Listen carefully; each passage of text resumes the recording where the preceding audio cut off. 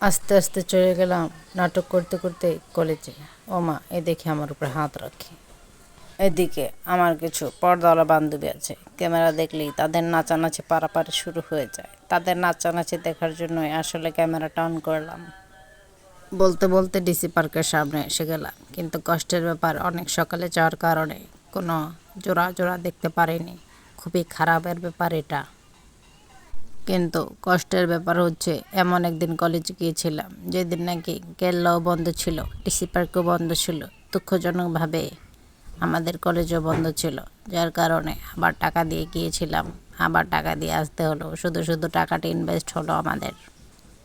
মজার ব্যাপার হলো, ওদিনকার ওয়েদারটা এত সুন্দর ছিল, যার কারণে খুবই ভালো লাগছিল। ঘুরতে ঘুরতে কলেজে গিয়েছিলাম একটু নাটক করতে।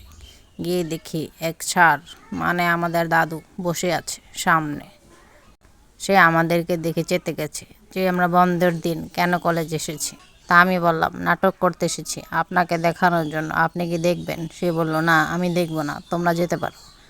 তো আরেকজন বলছে, এরকম করেন কেন, আমরা 5 মিনিট থাকি, ছবি তুলে তারপর যাই। সে বলল, ঠিক আছে তোলো। একটু পরেই ম্যাডাম আসলো। ম্যাডামের কাছে জিজ্ঞাসা করলাম, ম্যাডাম কলেজ কবে খুলবে? ম্যাডাম বলল, 27 তারিখে তোমাদের জানিয়ে দেওয়া হবে, তোমরা এখন আসতে পারো। অনেক দূর থেকে কলেজে আসছিলাম, কিন্তু জানতাম না যে কলেজ বন্ধ থাকবে। মনে এত কষ্ট নিয়ে হাঁটতে হাঁটতে মনে এত কষ্ট নিয়ে আস্তে আস্তে হাঁটতে হাঁটতে ডিসি পার্কের সামনে গেলাম।